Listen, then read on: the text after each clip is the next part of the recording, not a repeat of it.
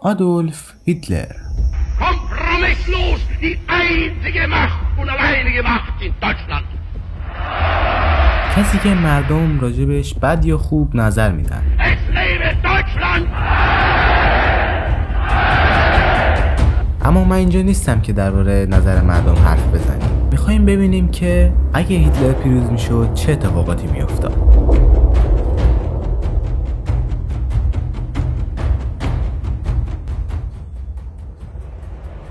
10 ماه قبل از پیروزی هیتلر یه بار برای همیشه استراتژیاشو عوض کرد. حالا چه استراتژی نظامی چه استراتژی سیاسی. 6 ماه قبل از پیروزی نتیجه تغییر استراتژی‌ها آشکار شد و هیتلر تونست شوروی رو به زانو در بیاره. 5 ماه قبل از پیروزی با سقوط شوروی آمریکا دیگه دست به حمله به هیتلر نمیزد. جالبش اینجاست که بدونید آمریکا تا وقتی که ندید هیتلر در جنگ با شوروی ضعف داره به طور مستقیم به اون حمله نکرد. 4 ماه قبل از پیروزی هیتلر میافتاد به جون کشورها و دونه دونه کشورها رو فتح میکرد، یا اونا رو فتح میکرد یا استعماره خودش میکرد. البته غیر از کشورهای مسلمان، به خاطر اینکه مسلمونا با هیتلر یه دشمن مشترک داشتن، یعنی یهودیا و کمونیستا. به خاطر همین احتمال میدیم کاری به کار مسلمونا نداشته باشه. 3 ماه قبل از پیروزی هیتلر نیروهاشو به آمریکا رهبری میکرد و به آمریکا اعلان جنگ میداد. حتی با اینکه آمریکا به هیتلر حمله نکرد، ولی از قبل تو برنامه‌های هیتلر بود که به آمریکا حمله کنه.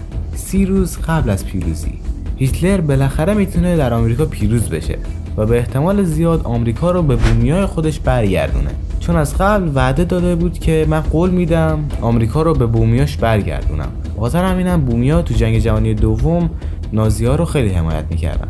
البته بگم باز اینجا میتونه چند جهت بشه تاریخ، میتونه آمریکا سقوط نکنه و هزار تا اتفاق بیفته، ولی ما پیروزی ترین حالت ممکنه داریم میگیم. لحظه پیروزی با شکست آمریکا دیگه دشمن گنده‌ای تو جهان برای هیتلر نبود و فقط هیتلر بود و متحدانش. 1 ساعت بعد یک مهمونی عظیم رخ میداد. نازی‌ها بعد از چند سال جنگ بالاخره به پیروزیشون رسیده بودن و این تعجبی نداره که بخوان شادی کنن. 1 روز بعد از پیروزی شهرهای بزرگی مثل نیویورک پر از پرچم‌های نازی می‌شدن. روز دوم پیروزی میلیون‌ها خودکشی رخ داد و این خودکشی‌ها کسانی بودند که نمی‌خواستن زیر پرچم هیتلر برن و به اردوگاه کار اجباری فرستاده بشن. 5 روز بعد از پیروزی شورش‌های گسترده‌ای در سطح جهان رخ میداد. خب طبیعتاً اونایی که ضد هیتلر بودن هنوز خیلی زیاد بودن و دست به شورش‌های بزرگی می‌زدن که این شورش‌ها یکی از بزرگترین شانس‌ها برای برگردوندن متفقین بود و اگه آلمان خیلی خوش شانس بود میتونست دیر یا زود این شورش‌ها رو سرکوب کنه. 15 روز بعد از پیروزی حالا که هیتلر پیروز شده بود بردگی مردم اروپا شروع شده بود. هیتلر مردا رو میبرد به اردوگاه کار اجباری و بچه‌ها رو تا موقع بزرگ شدن در خونه نگه می‌داشت و بعد میبرد اونا رو به اردوگاه کار اجباری. روز 25 از اونجایی که هیتلر خیلی با مسیحیت آبش توی جوب نمیرفت و هر چیزی هم اگه با هیتلر آبش توی جوب نره نابود میشه. روز 30 تا الان بیشتر کشور یا فتح شدن یا دست متحدای آلمانن یا مستعمره این دوتا و تو همین روزاست که آلمان به بمب هسته‌ای دست پیدا میکنه. بله درست فهمیدید، آلمان خیلی به بمب هسته‌ای نزدیک بود و آمریکا و متفقین واقعا شانس آوردن که آلمان به بمب هسته‌ای دست پیدا نکرد، وگرنه قطعا نتیجه جنگو برمیگردون.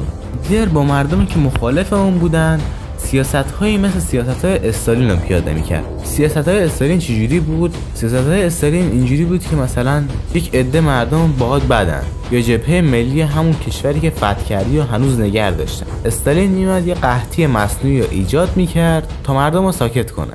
روز 40 تا الان خیلی از تلاش‌ها برای کشتن هیتلر نافرجام مونده. البته به لطف سیستم امنیتی نازی‌ها. حالا که دیگه این همه نیروی کار دارن، خب طبیعتاً قدرت اطلاعاتی و نظامی اونا خیلی بالا میره. روز 50 یک هولوکاست بزرگ رخ میده و هر چی مسیحی و گی میبینی داخل اردوگاه کار اجباریه. البته به علاوه مردای اروپا به جز آلمان. روز 75 توی این روزا دیگه فرهنگ‌های ضد نازی وجود ندارن و هر فرهنگی ضد نازی باشه از بین میره. روز 270 مردم اروپا فقط میتونن با آلمانیا بچه دار بشن و هیتلر به خاطر این کارو میکرد که در آینده آلمانیای خیلی بیشتری داشته باشه.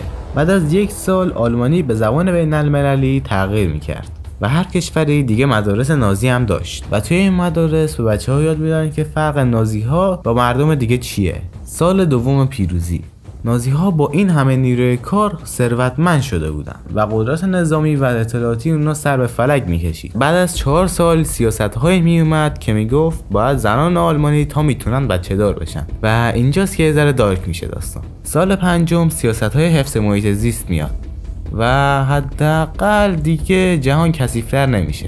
سال 10 دیگه رسما یهودیت و آقایون گی از بین میرن. 15 سال بعد از پیروزی آلمان به سلاح بیولوژیکی دست پیدا میکنه.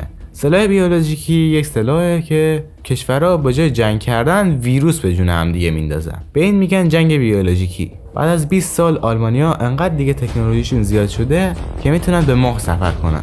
سال 25 نتیجه این همه بچه دار شدن و آلمان میبینه و اروپا پر از آلمانی میشه. هولوش سال 30 هیتلر به دلیل مرگ طبیعی میمیره و یک نفر مثل خودش با عقاید خودش میاد سر کار.